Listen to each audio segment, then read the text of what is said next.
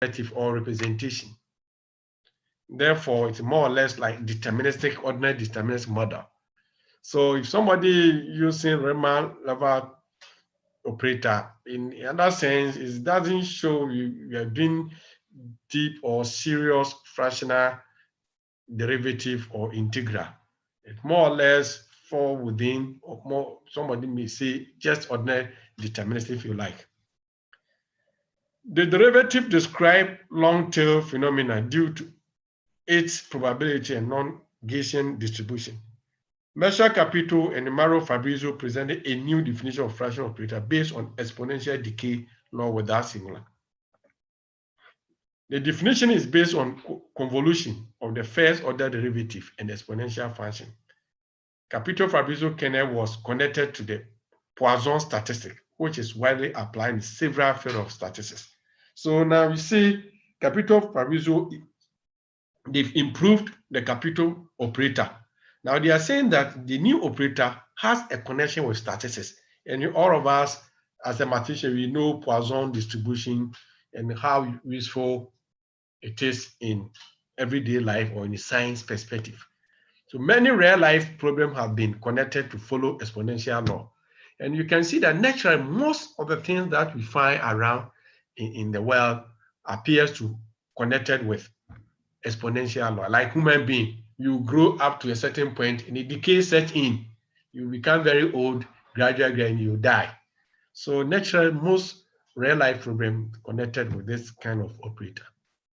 The Tangana-Belleno derivative is a generalized Math-Luger function. It's a combination of the power and exponential. Why Capito Fabrizio operator is singular on its own. Tangana-Belleno combined these two operators to form a new operator. That makes this operator very rigorous, robust, effective, and efficient. The operator kernel is connected with the statistic recognized to be Pareto and Poisson statistic. In other words, it is above the two. Now, somebody may say the combination of the two, but we're saying that it's just even above the two due to the wider applicability and the property of this kernel. A Tangana-Belleno fractional operator at the same time deterministic and stochastic. In other words, it has some character likely to behave like a stochastic property. At the same time, it can also behave sometimes also deterministic. The operator derivative means square displacement. It's a displacement. The operator is non-singular, possesses non-local kernel. The operator has become one of the most useful operators in the history of the concept of fractional calculus. So you can say that today, the most useful operator among these three basic operators is the Tangana-Belleno operator. Why? Because it combines the power of the first operator, Capito operator, and that of the Fabrizio Capito operator to form one operator. And this is just an illustration of some work that were done based on what I've said. So what we decided or we did was that we just put Capito operator on the system. Then you put Fabrizio Capito on the same system, the Ziegler model. You put the ABC, the Fabrizio Capito operator, on the same model. And these were the numerical simulation results obtained using the Capito operator. So you can see these are the results obtained from the lab based on the initial condition, the same parameter used for all the three operators. These are also results obtained from Capito Fabrizio. This is susceptible, infective, exposed. This is exposed. This is exposed. This is infective compartment recovered. Successive vector. This is exposed vector, infective vector. Yeah, maybe in the last one, I will just explain a few things here. This is a numerical simulation for Tangana. So usually what happened in this enterprise that you want to see the effect of the operator, in other words, the fractional order on the simulation result. For example, you could see here that the red, which is 1, this is 0.9, this is 0.8, and this is 0.7.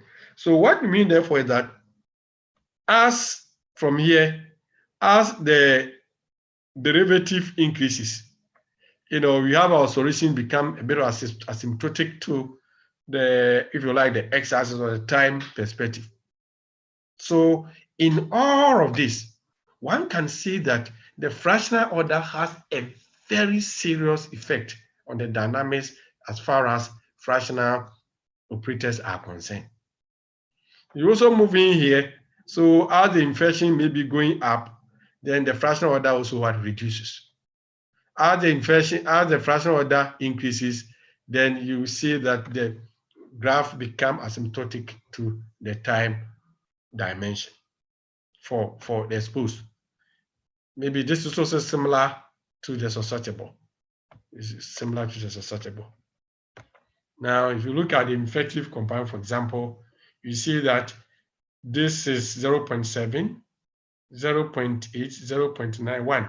So same things happen here. So if you want to ensure that the effective goes down, then the fractional order just has to be increased. If you also want to ensure that the inflation going up, then you just need to reduce the fractional order. So that is the perspective with which the fractional derivative behave. So the fractional order, then the numerical, the parameter values, and associated initial condition are the three major players that usually, drive the what we call the simulation results or the prediction of this simulation. So sometimes every discipline in mathematics has some issues. Sometimes the physical interpretation, people ask you, what is the meaning of this? Sometimes the physical interpretation become a big challenge. But if a player in modeling in the fractional calculus, sometimes you're able to explain. The parameter determination, sometimes the parameters that are used for the deterministic model, if you put the same parameters in the fractional place, sometimes you get totally different numerical results. I've seen situations putting the same parameter, then the results obtained, you are getting negative graphs. So it tells you that even the parameter perspective are not same in most occasions as far as deterministic model or non-integer and the integer models are concerned. And sometimes three-dimensional analysis is very difficult to interpret. Similar numerical results some of the time. Sometimes if you do Fabrizio Capito numerical simulation, you do that of Atangana Beleno, you hardly see difference. Or because for me, the lesser the nonlinearity in the model, the any operator can deal with it. But when you get a more rigorous non-linear, highly non-linear stuff, then that is where sometimes you see different. I've seen a situation where a model, a cancer model, then the model was analyzed in Capito Fabrizio. There was no chaotic. In other words, there was no attractors in the model. Then the same model were analyzed using Atanga. There were some attractors or chaotic kind of stuff. So I always say that the complexity of the model sometimes determine the kind of operator one likely to use. So the more it becomes complicated for me, the more I try to implement Atangana Beleno. So that is the issue. It may require further numerical such as comparing this operator on a single graph. Sometimes people find it also difficult to coding. Otherwise, it's also better to sometimes put all the operators in one single graph. Make it easier for readers to understand actually what we are trying to convey. Conclusion: the commutative of the Riemann-Leibniz fractional derivative help us understand that this derivative does not have the force needed to pass from one. Of course, they have commutative property, and therefore it doesn't have the force to move from one operator to one another. So if you are doing a very complex model analysis in fractional perspective, it's not good to use the capital and so on and so forth. The capital operator is not singular but has a local kernel. And yeah, it's not singular but it has a local kernel. The Atangana-Beleno operator does not certify associative and cannot form a semigroup. It's also not a semigroup kind of. It doesn't have associative property. That if you change this here, you put this one here, you get this back as you work in the basic set theory and so on. So it doesn't behave like that. Thank you. These are some of the references that I put for the slide. I'm done.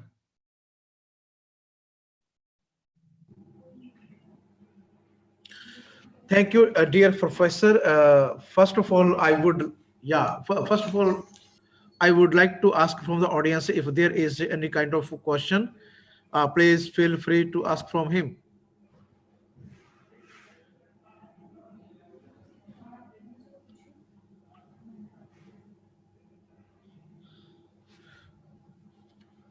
Okay, dear professor, I want to ask one question from this JACA model with the capital operator which you have established here. Okay. My question is that I think this is on the virus. So can we apply other technique to compute JACA virus model? Yeah. Any model. If you look at some of my recent papers, from my recent papers that we've studied, we've looked at, for example, one of my papers we look at financial model.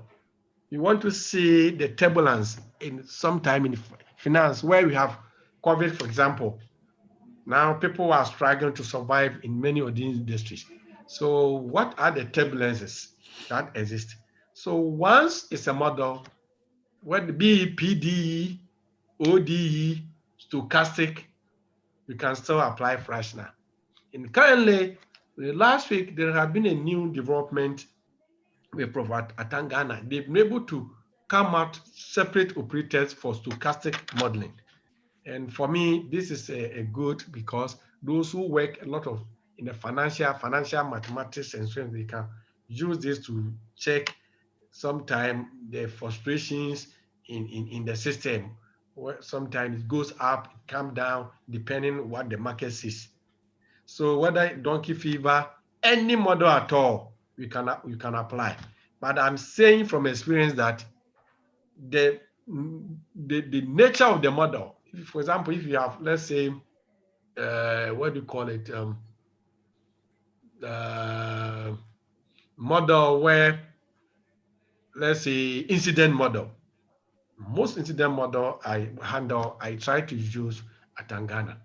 If the model is very simple, like the model some time ago, we wanted to look at like messaging, text messaging, WhatsApp messaging model. These are very simple model, SR model. This one we can use any simple operator to work with. And I suggest to my audience that those who are in computer science, physics, mathematics, we are all welcome to the new era of mathematics, what you call the new birth of math, fractional calculus concept. Let's all embrace it in our work. And because one, it gives accurate prediction.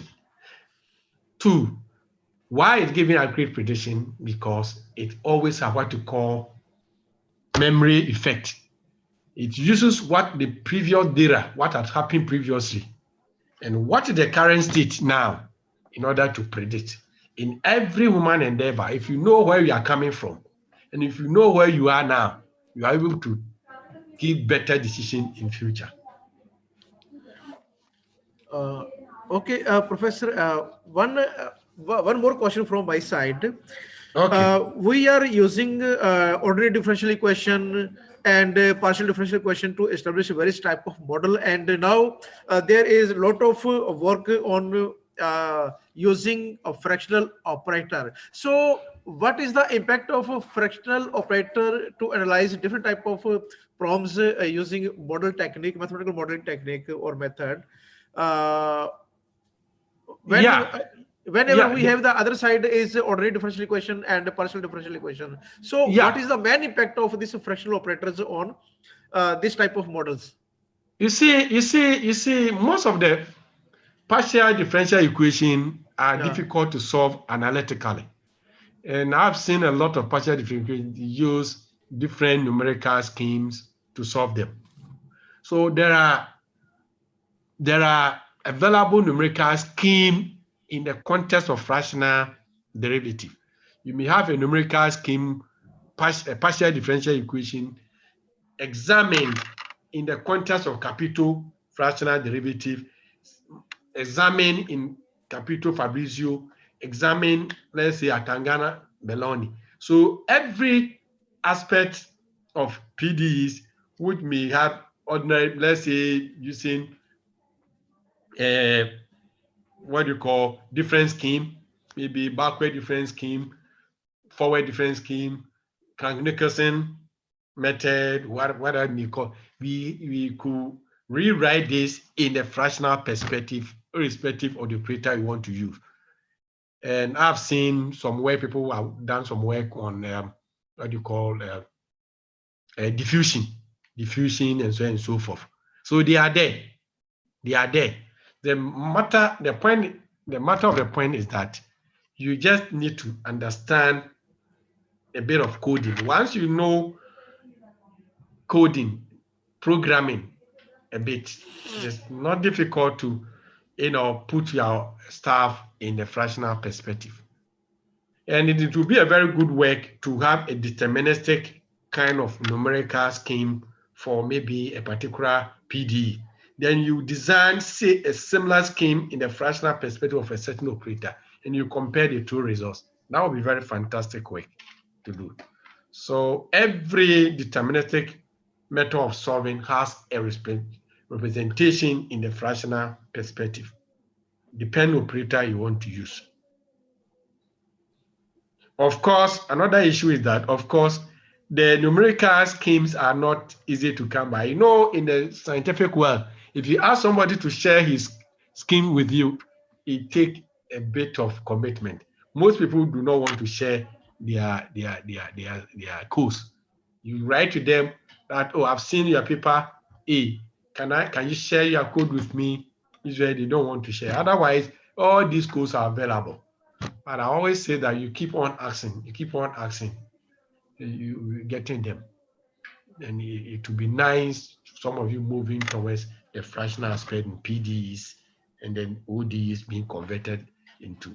And remember, there's also one thing I didn't also mention. You also have what you call the fractal fractional operators. Fractal operators. Naturally in the biology, most objects are made up of fractal. So you also infuse this fractal perspective in the fractional side. So these have double operator. Now you also have what you call conformable operators. They are there.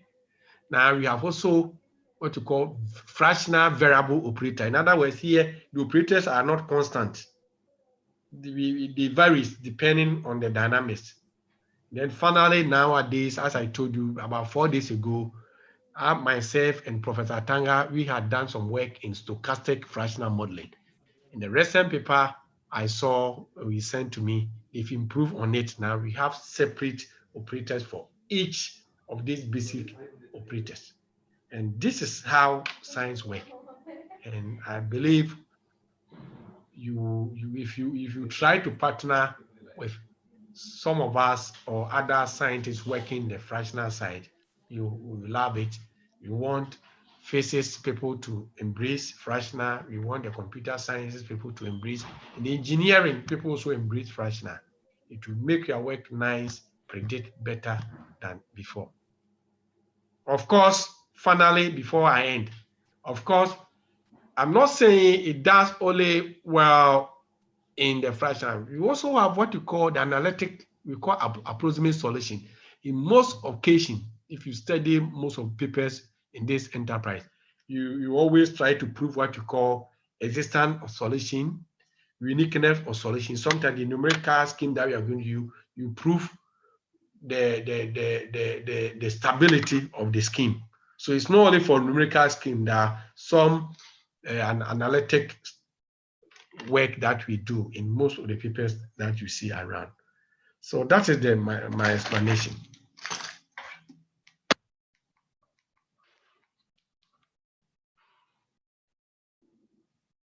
Hello? Hello? Hello, Professor. Yeah, Yeah. thank you very much for your valuable talk.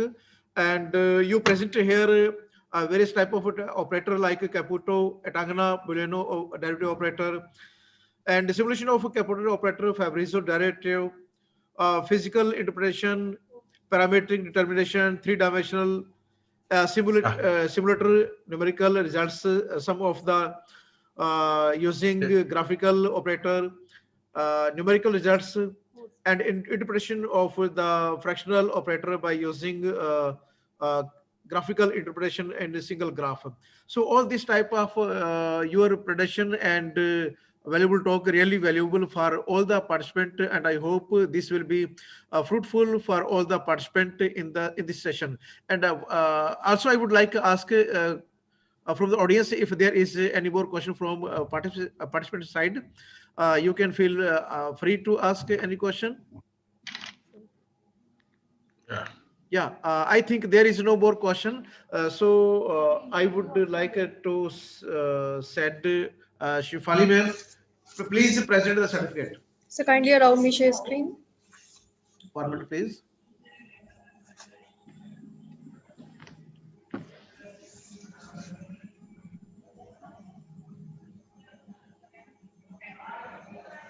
Okay, now you are host.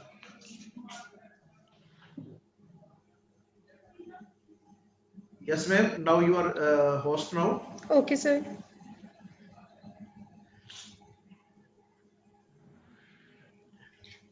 Yeah, Professor, this is a certificate is awarded to you for your informative talk, and the same certificate will be sent to on your email address. Thank you very much for your valuable and informative talk. Thank you very much. Thank you. I wish you all the best for the rest of the talks. Thank you, Okay. Professor. Okay. Thank you, sir. Thank you, Dr. Merchant, sir. Now, I request all the authors to mute. Now, I request all the authors who want to present their paper, kindly raise your hands. In this session, we have a total of 6 paper presentations. So, I request all the authors to kindly present. Raise your hands who all want to present their paper in this session.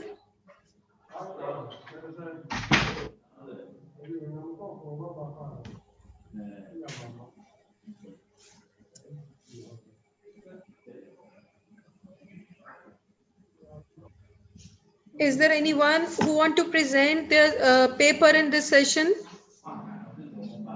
UID codes for this session research papers are 207. Okay, Alex, Matthew, did you raise your hand? Kindly unmute yourself. Yes, ma'am. I have raised my hand, but my turn is actually in the second last turn, I think. Okay, you are in which session? I'm in this session probably. I'm Alex Matthew. And you are in third session or fourth session?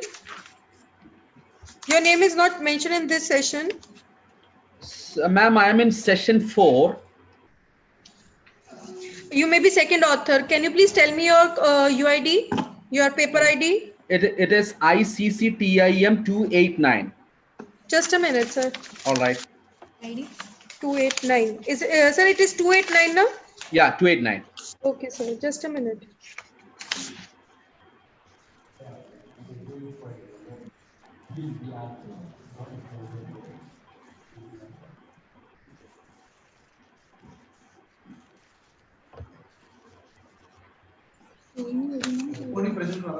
Okay, sir, you can present your paper. Now? Yes, sir, if you are prepared right now. All right. So I was just thinking that I will have to present later on, but it is fine. Okay, I will just start my presentation. Okay, sir. We'll make you the host. Dr. Mechan, sir, could you please make Alexa host? Yes, please. 1 minute.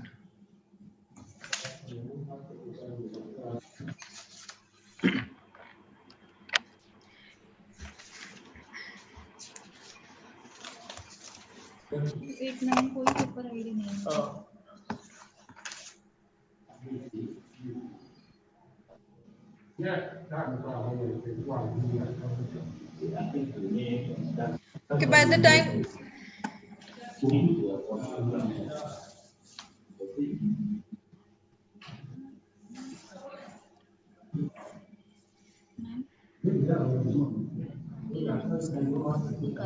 Alexa, Alexa, you are now host and you can share your PPT. All right, sir. Thank you.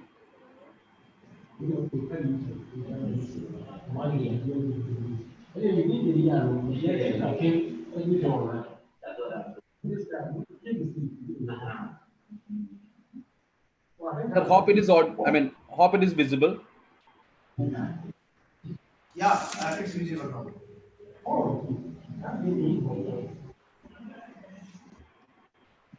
Sir, is it visible, ma'am? Yes, sir, it is visible. All right. Shall I start now? Yes, sir. So, good evening, everyone. Let me introduce myself. I am Alex Matthew. I am a research scholar in Karunya Institute of Technology and Sciences.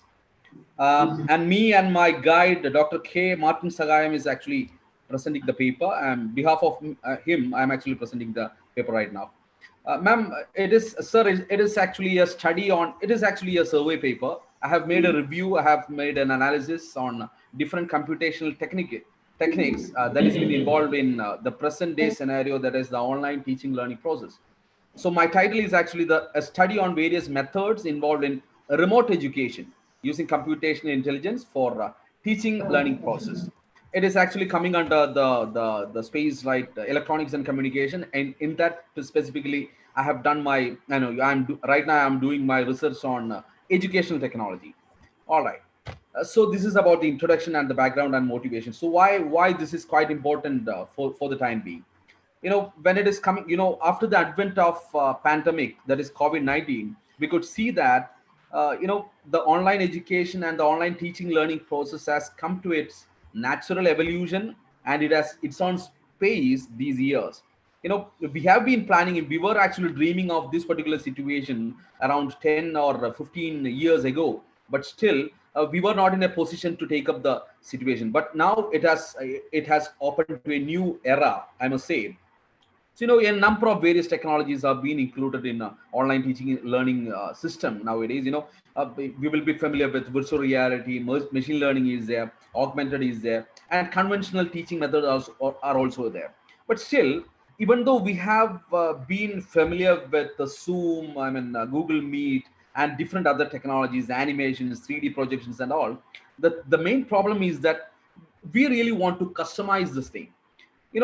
It actually depends on the age group of the beneficiaries, actually the teachers that who are actually teaching the students. It is actually depending upon a number of factors, obviously. So now we are actually moving on with I must say a general approach. We have got a number of technologies, but we are not, majority of them we are not actually using. But the main problem is that we have to customize that. We have to cascade different technologies based on a number of attributes and based on number of parameters that I'll be discussing later.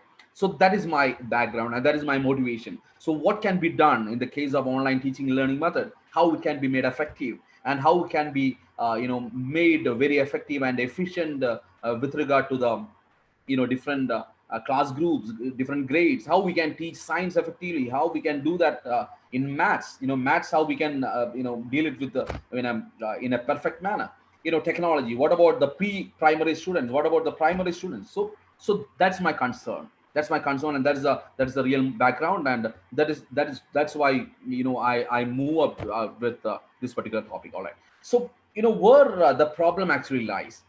the main thing is that, as I said, it is now a general, it is not at all comprehensive, or it is not yet, we cannot really customize the major technologies that we are actually, using right now. So this paper actually checks the suitability aspect, how it can be fit to a particular grade of students, how it can be fit for certain subjects, and how it can be fit, in a different scenario, and what sort of learning experience that we are getting. So I have got three problem statements actually. How each type of technology is suitable for different grades. That is, as far as India is, our country is concerned, when it is coming to different grades, we could see that there are pre-primary is there, primary is there, then comes upper primary is there, secondary education as, and even collegiate education, and we can consider the medical students also. So how each type of technology, see, if we are using an animation, how it can be fitted for primary students, how it can be used for collegiate students. So that's my concern. I mean, that's my first problem statement. And second is that how it can be used in handling different major subjects. The main probability is that if a technology is being used to used for teaching, engineering cannot be, or probably will not be fitting the needs that we really need in teaching mathematics. So there lies the problem. Sometimes we can learn, I mean, we can teach them languages using a certain method, but we cannot really teach them other engineering subjects or other science or mathematical subjects with that easiness. So that's my second problem statement. And third one is nothing but what type of learning experience, whether it is actually a auditory method, or whether we are having a visual treat, or whether it is actually moving with a kinesthetic, whether we can interact with the system right now. So that is my problem statement. So this is a different part. It is actually a social, I have included a social aspect too. The latter one was actually based on the technologies, and it was actually a problem oriented. But this particular point, this particular slide is that I'm actually speaking on the problem statement that I have considered, not regarding the technology, or not regarding the method or suitability, but still the different aspects, the different social aspects that is been included. When we are using this type of online education and online teaching method, the main problem is that the cost is getting fluctuated. It is moving in a very pace amount. So it is not at all easy for us, as a developing nation. We are not at all in the peak of the economic fluence. So the main problem is that since the technology is getting rapidly changing, we are not able to cope up with the same. So the second point is the lack of technological update. We know that the government schools, or the higher education schools we are running in our country is to an extent it's not actually updated with the technology. We don't have smart classrooms in some colleges. So how we can there lies the problem. Second one is the privacy issues. Many of us are not still in a condition to the things that we have to keep in mind while doing the online presentation. So that there lies the thing. And the third point is that limited person. If we are teaching through an online mode, we cannot really assess the effectiveness and efficiency of that particular lecture. So there lies the problem, and another problem. And the last one is nothing but how we can align the technology as well as the curriculum. When we are considering certain subjects and all, it is not at all really aligned with the upcoming technologies. So there lies a different problem. So these are the concerns I have considered when considering the social aspects too. So in general, we could see the online education in India is being carried out through this, 4 different methods. One is actually the conventional live session. We will be either relying on a YouTube channel, or whether sometimes we will be doing a Zoom session or a Google Meet session. So that is actually there. We will be sharing the screen. So that is actually a conventional live session. Some people, some teachers used to, project their they will be writing in a whiteboard, and that will be projected to the camera. So that is the first point. And second one is actually the augmented reality, and it is not quite common nowadays, but still, the people in some areas, school authorities in some areas are, vividly they are using augmented reality method to teach the students. So that is also a fantastic change actually. So how we can make things real, or we will be having a virtual experience. When students are actually learning something about some chemical reactions or something like that, then we can very well use this augmented reality. A virtual setup will be made. And the third one is a simple one, that is actually the auditory method. It is not that, we are not at all really using some auditory, method for teaching learning process, but we can say that some IoT methods are also existing, since sometimes we can raise some questions, we can raise some questions to the machine, and the machine will be replying with much easiness. So that is the method. And the fourth one is the most effective and efficient one. I could say that it is the kinesthetic method, where we can interact with the system. If a question is actually raised by that particular system or the teacher or the machine, then the students can really, touch their choice sometime, and they can do the simulation part, or they can, even PSpice, or different tools that is being used in electronics and communication, and can be also made available with kinesthetic method. So these are the four methods. So I have, for the survey part, I have taken around 5 different papers from 5 different areas, I must say, include, or all involving these 4 types of method. The first one is actually a hollow hallucination method. It is actually a reason technology, which is not at all familiar in our, in our scenario. The thing is that hollow hallucination is actually, we can project some very, very big or massive machines, very complex machines, through animation. So the main advantage is that simultaneously we can present a number of animations, both in time space as well as the space, time synchronization as well as the space synchronization. So different animation, say 3D pictures from different devices can be made into a particular device, and that can be shared among different users even. So it is an effective method, but it is quite expensive. Some infrastructural development should be done for that. And Microsoft HoloLens are being used in hollow hallucination method. And I must say that when we are searching YouTube and all, we could really see that the rover bot, or the rover machine, or the rover vehicle that has been used in Mars expedition, we can explain such things very easily. We can explain the working of satellite. We can explain the working of very complex machines through this hollow hallucination method. And probably by 2024 or 25, probably we will be also equipping such methods to teach the students regarding very big machines, which is not at all easy to see in our daily life. Probably cryogenic engine, the working of cryogenic engines, the rover bots that is actually moving in space. Such things can be explained very easily using hollow hallucination method. And second one is nothing but it is actually a holography method. It is quite common. We will be getting a 3D animation, or a 3D projection diagram we will be getting through holography method. And different, here we will be using electronics and communication engineering. In education technology, we are using a particular method, or a particular microcontroller called Raspberry Pi for the same. That is being used to generate this holography. It is a quite common method. Simple diagrams, simple transformer diagram, or simple methods, or simple machines can be exhibited, can be projected through this holography method. And third one is Internet of Things, application of Internet of, we have not actually say discovered almost all the possibilities of IoT, but I must say that it can be used as a supplementary method that can be used in a classroom, or in a home, where some voice messages can be given in the form of queries. I must say the participants, or the members, or the students, or the teachers even can give them queries in the form of a voice, and that will be taken up by the machine. And based on the data analytics and the data base system that is being stored inside the machine, they will be giving a nice reply, just like some systems nowadays are being working. So that's the third method. And the fourth is actually the representation of using. It is quite attractive. I must say that it really struck me. I must say, certain phenomenon or certain principles are not really can be seen through our naked eyes, probably. If coming to some technology terms like mutual induction, self-inductance, that is being taught in primary, as upper primary or higher education. Such things, if a machine is getting heated, we cannot really view that with our naked eyes. In such situation, we can make it quite virtual.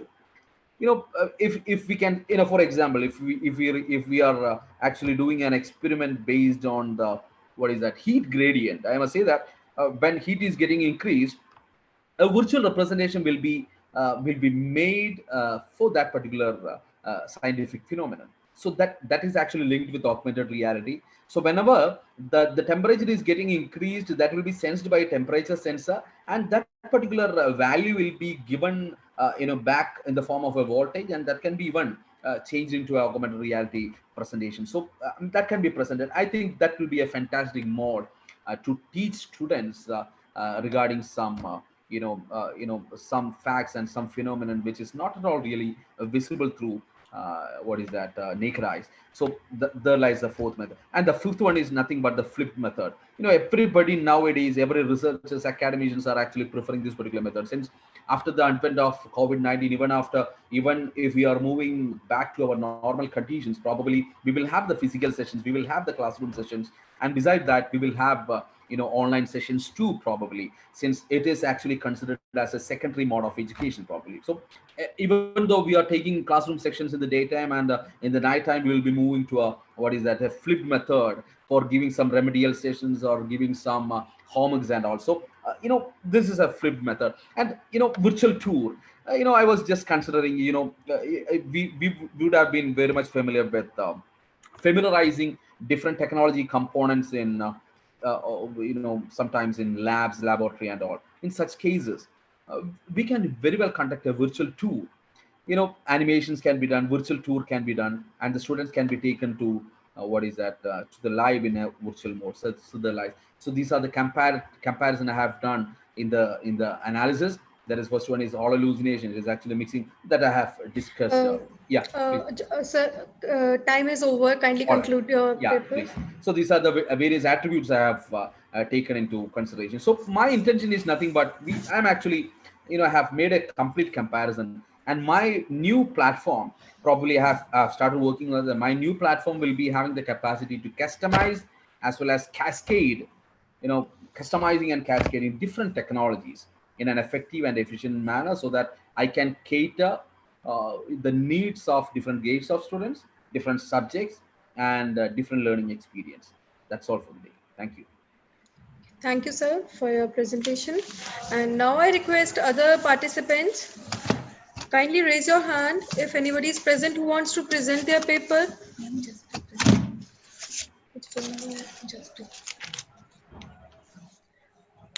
Kindly raise your hand. Is Jasprit present?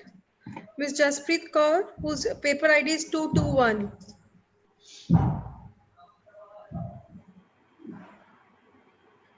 Okay, Meetu Jain, could you please unmute yourself? Yes, ma'am. Do you want to present your paper today? But ma'am, my turn is on the fourth session.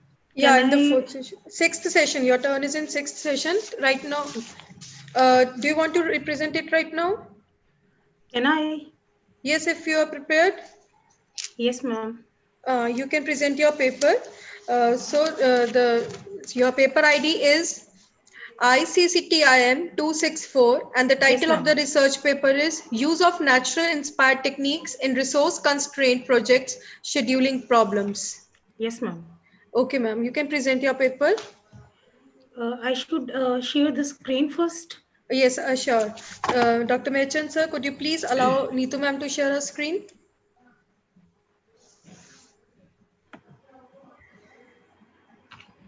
Just a minute, ma'am. Okay, ma'am. Okay, Ashwani Garg, by the time, do you also want to represent your paper in this session? Yes, ma'am.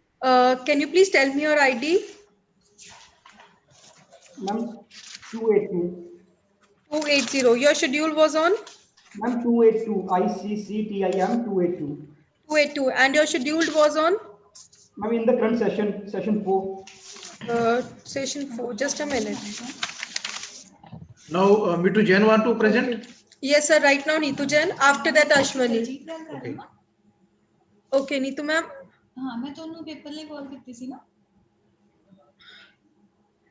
Ma'am, I am unable to share Yes, the ma'am. screen. Dr. Mechan, sir, kindly allow Neetu ma'am. 10 AM 10 वाला session join कर Right now, host is Alex, sir. Schedule तो थोड़े कोल हैगा ही है ना कि कल जेड़ा अच्छा नहीं कोई गल नहीं कल जेड़ा 6th नंबर सेशन है तुसी उस शेड्यूल को कर लियो ठीक है ma'am.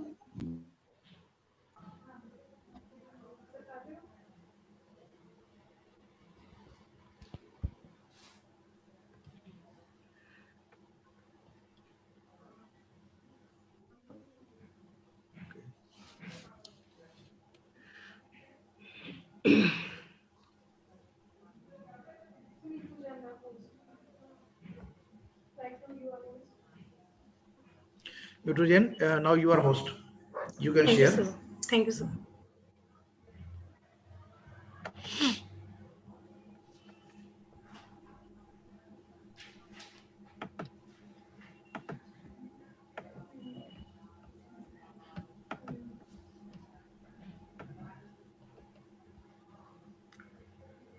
Am I audible? Yes. Okay, thank you, sir. May I start? Yes, Yes, you ma'am. can start. Okay. Good afternoon to everyone. Myself, Mitu Jain, and today I am presenting my review paper entitled Use of Nature-Inspired Techniques in Resource-Constrained Project Scheduling Problems.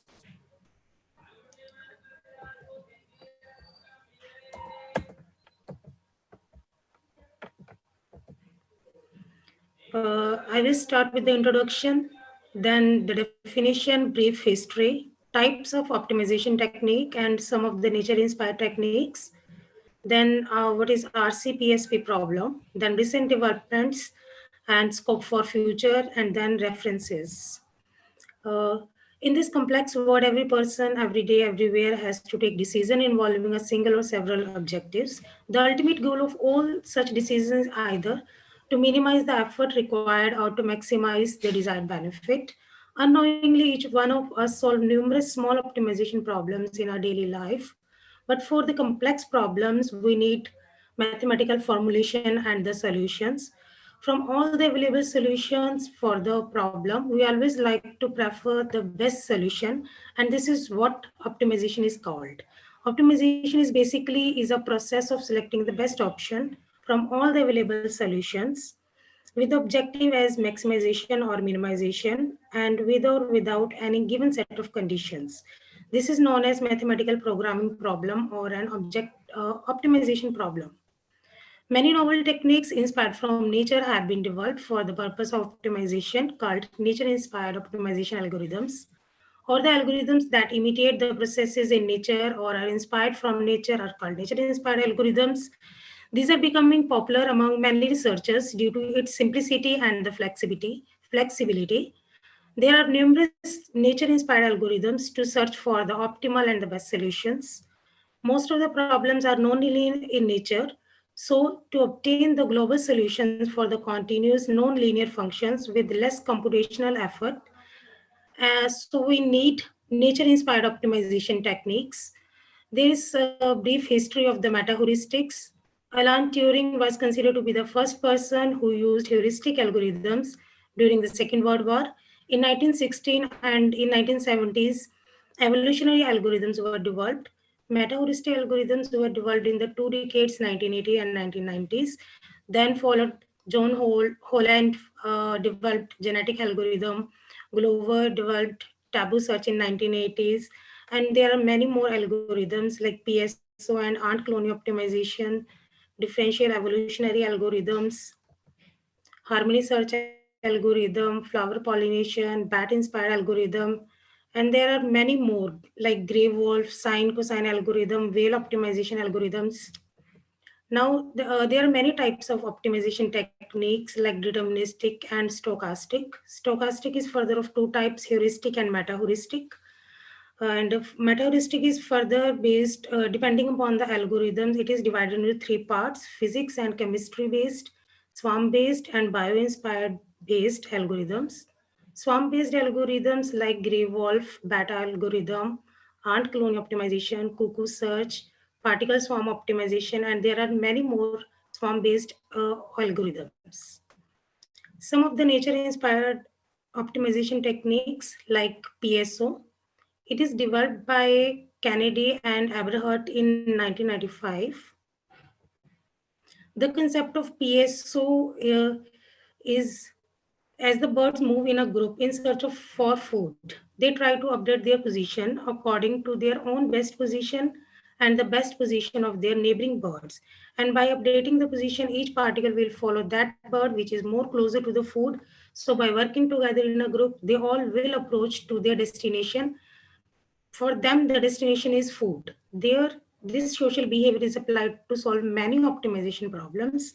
It is one of the most well-regarded stochastic population-based meta-heuristic optimization technique. It is inspired by the social behavior of bird flocking and fish schooling. Here, the principle of social interaction is applied for problem solving. It has been applied successfully to wide variety of search and optimization algorithms. The particle, it is a small object that can have physical or chemical properties such as volume or mass. Swarm, it is a collection of particles. Optimization, as we explained uh, previously, this algorithm works on iteration, and with increase in iteration, birds approach to their destination. This algorithm initialized its search process with a group of randomly generated population called swarm of individuals called particles. Individuals improve themselves iteration by iteration from their own previous experience and the experience of their neighbor. Each particle starts with some velocity and position. This position and velocity is updated uh, during their search, and uh, and then we have personal best position. It is the personal best position is identified so far by the individual itself. Global best is the G best is the best position obtained so far by any individual in the whole population.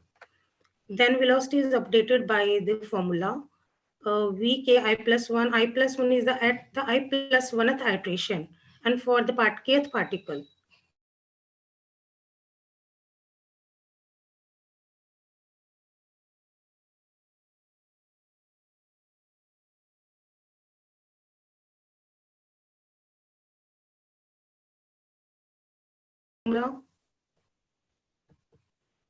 then this is the algorithm PSO initialization.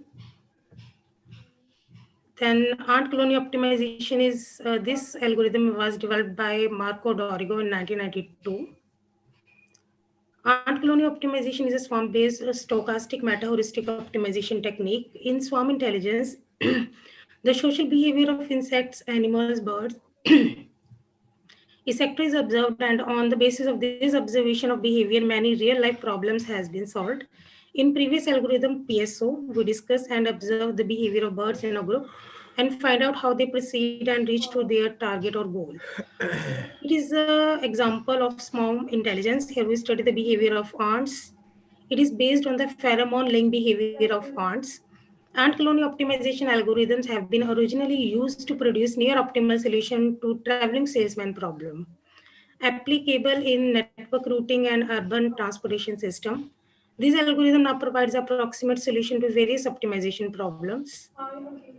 The process of ant colony optimization is the ants try to find the shortest path to the food, navigate from nest to food source. Initially, each ant moves in a random direction as there is no or few pheromone in the beginning.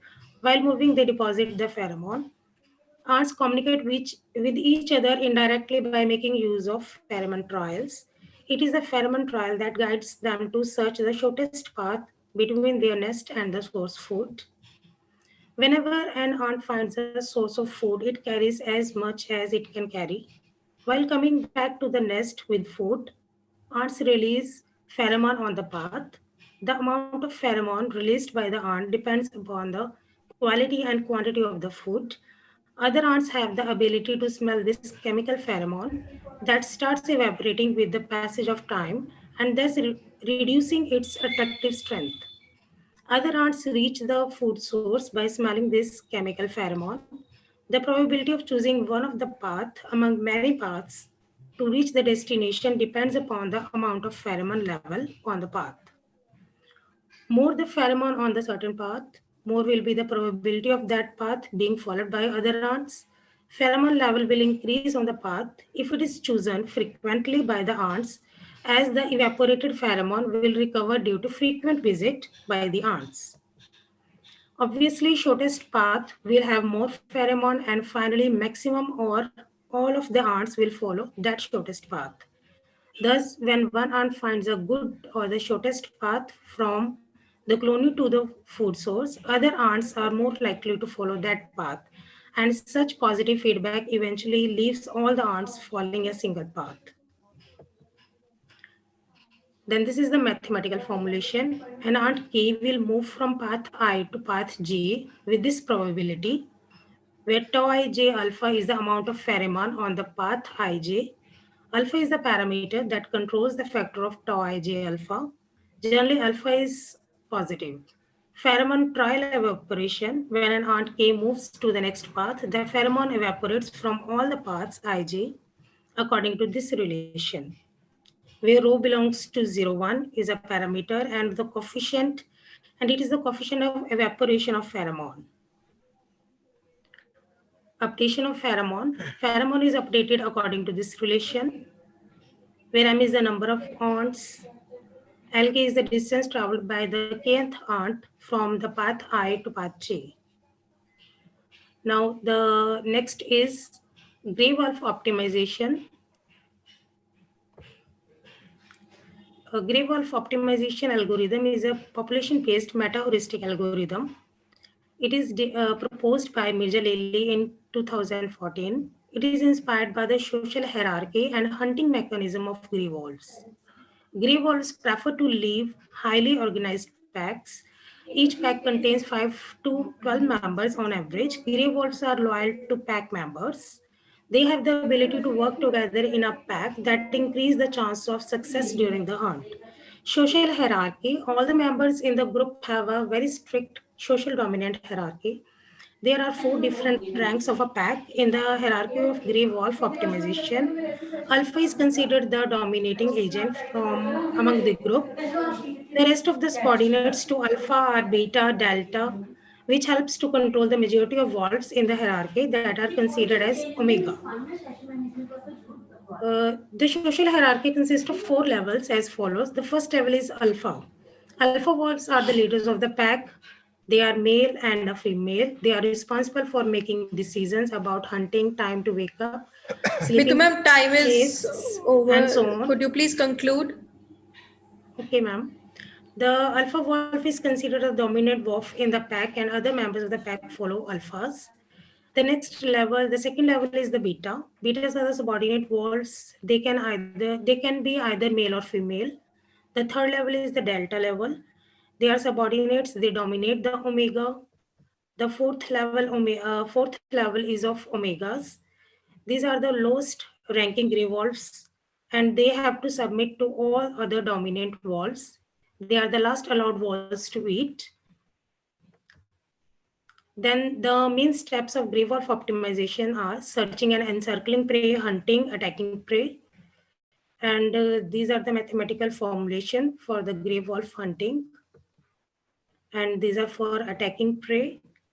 Now, RCPSP problem, a project consists of well-structured schedule of various interrelated and interdependent activities. It is not possible to understand a project through activity information only. So we need to go in details of schedules. And there is a definition of schedules, precedence relationship, activity duration, and CPM and PERT. These are the most basic tool to calculate longest path. It is CPM. It determines the project duration. Then the RCPSP is a class of journal scheduling problem. It deals with the optimal allocation of resources so as to achieve the completion of project in minimal time. Then the characteristics of RCPSP, its objective function, features, preemption conditions, and this is the mathematical formulation for RCPSP. Then some of the recent developments in this discipline, nature, like Dornoff, et al., Harolin, Christophides, Davis, Patterson, Bell and Horn proposed local search problem. Boctor designed simulated annealing algorithms for the solution of MRCPSP problems. Hartman proposed a new genetic algorithmic approach, Kadam and Kadam 2014, also applied genetic algorithm to solve single mode RCPSP with the objective of minimization of project duration. These are some papers that I have gone through.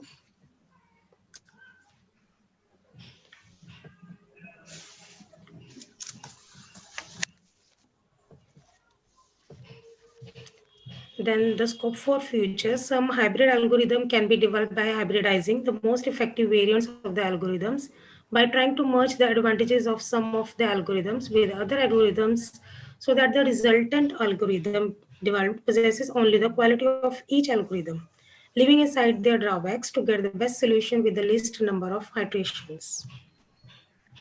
So these are the references. Thank you so much. Thank you, Ms. If there is any question from the participant, please feel free to ask any question regarding this nice presentation.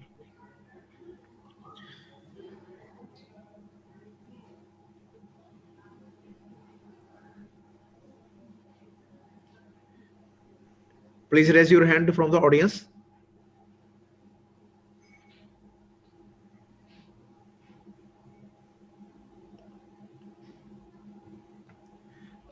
Okay, thank you. Shifalima, please announce the next delegate.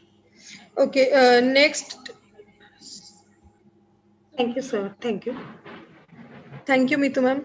And then I would request Ashwani Garg to kindly tell your paper ID, please. Ma'am, 282. 282. Okay, sir. Just a minute. Paper name. Okay, sir, you can present your paper. Thank you, ma'am.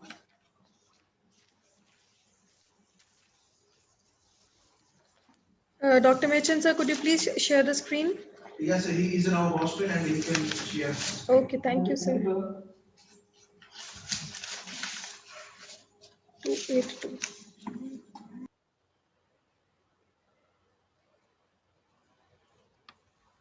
Can you see my presentation, ma'am? Yes, sir. Okay, It is visible.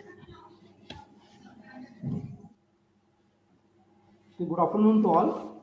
My name is Ashwini Kumar, and I am pursuing my PhD from IK Gujarat, Punjab Technical University, Kapurthala. The topic of my paper is the effect of wear test parameters on the wear properties of magnesium alloy, a review. Actually, this is a review paper.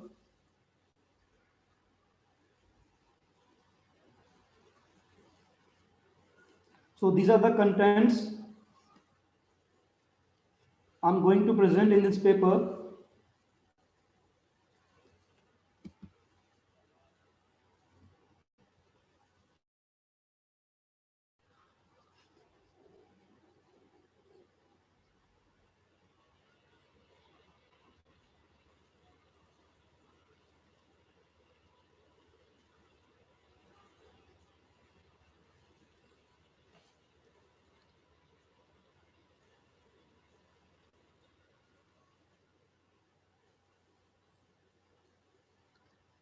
Hello.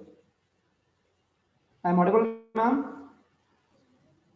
Yeah, yes, please carry on. Thank you, sir.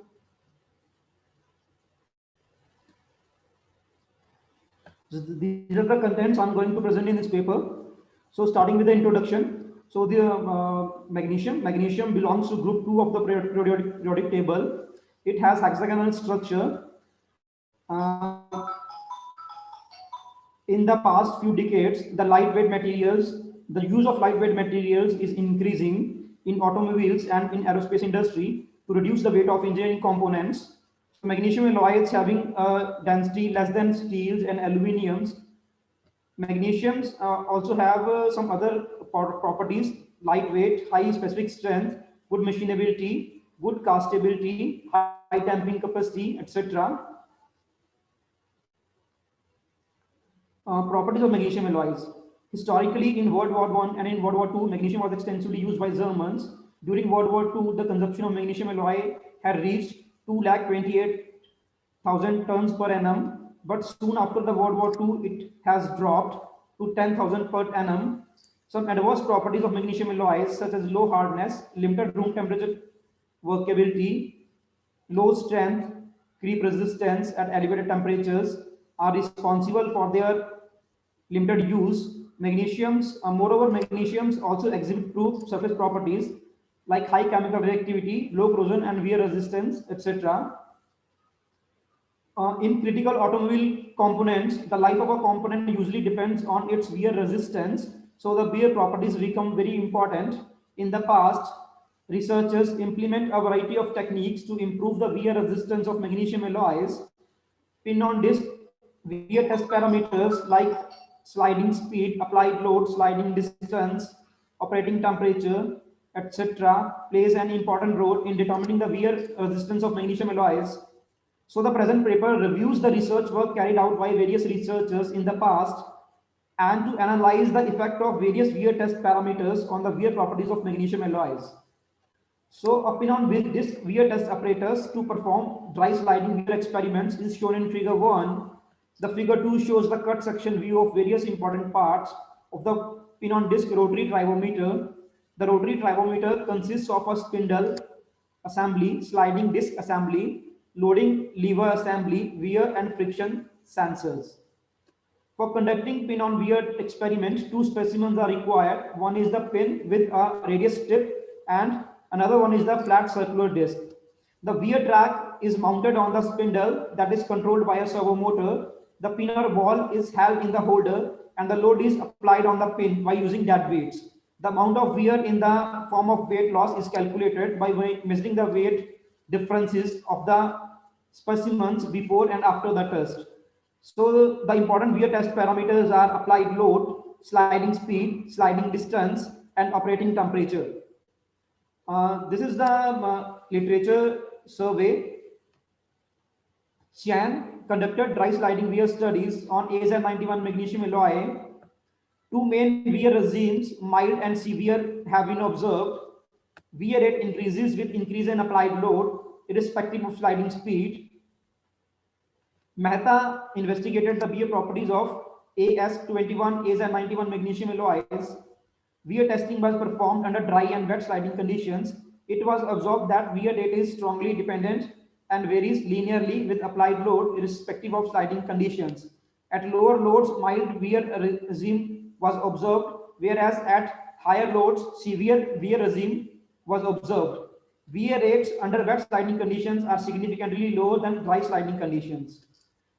Dry sliding wear tests were conducted by Shantini using pin on disc wear test apparatus. All the experiments were conducted under ambient conditions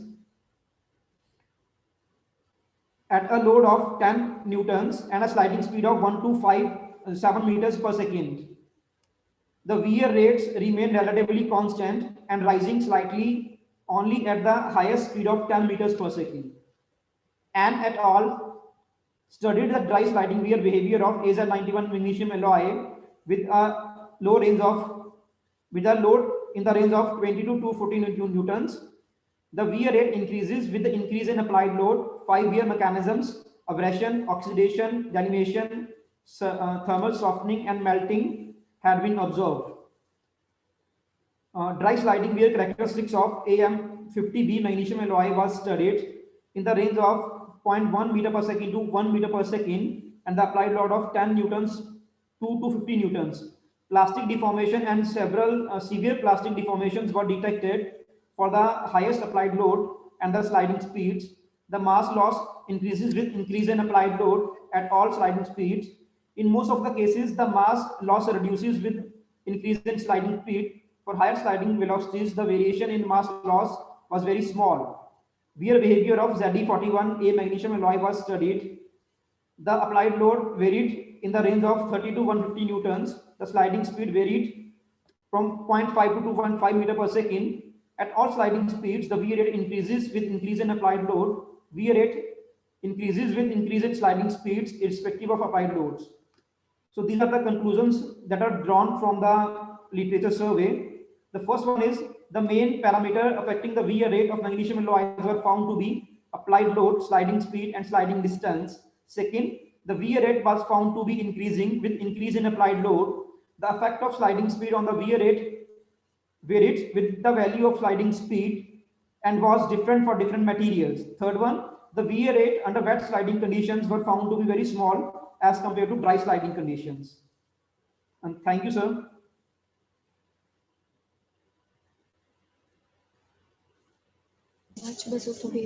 Thank you, sir. Is there any query to anybody? Anybody wants to ask any questions?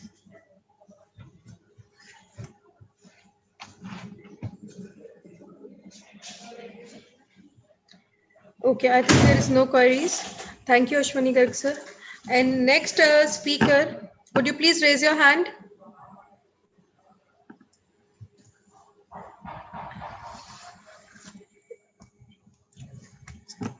Anyone from the audience having prepared with your paper, could you please raise your hand?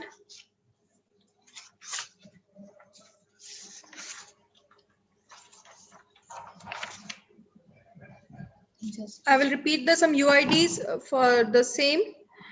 If they all are present, kindly raise your hand, and if they want to present their paper. ICCTIM 207, paper ID with 207. Next, paper ID with 221, ICCTIM 221. Hello, ma'am. Hello. Yes, Jaspreet. Is that Miss Jaspreet Kaur?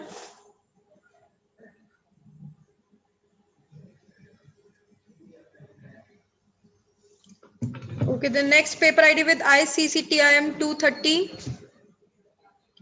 Please raise your hand if anyone is unable to mute or unmute themselves.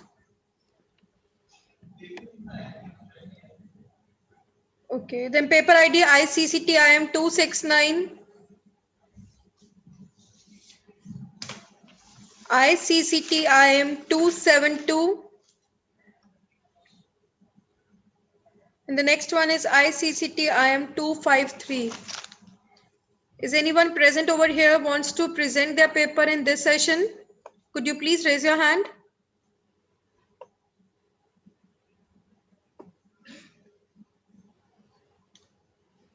Okay, I think nobody is present here who wants to present their paper. So I would request Dr. Merchant sir to kindly conclude the session.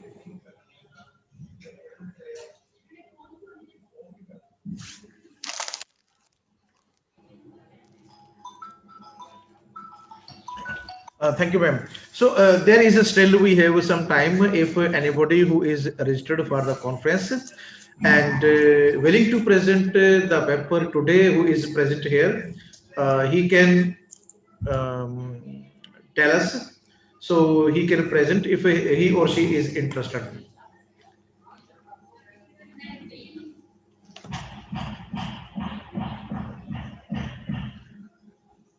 Okay, I think there is no such a delegate who is willing to present here now.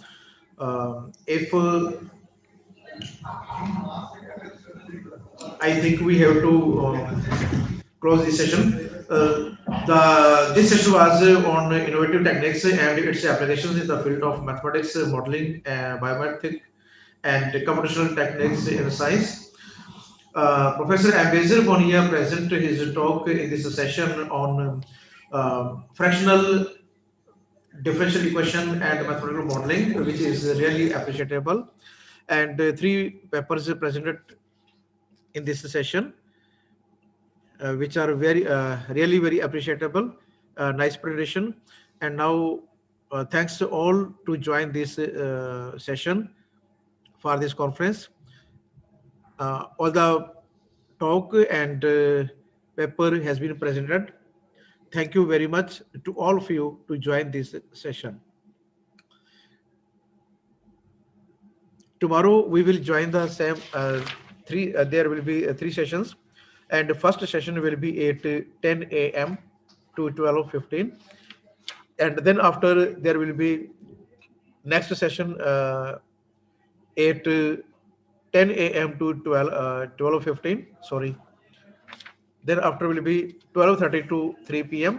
and the last session will be for tomorrow 3:15 to 5:30 p.m. Thank you very much once again. We will join tomorrow morning at the same time.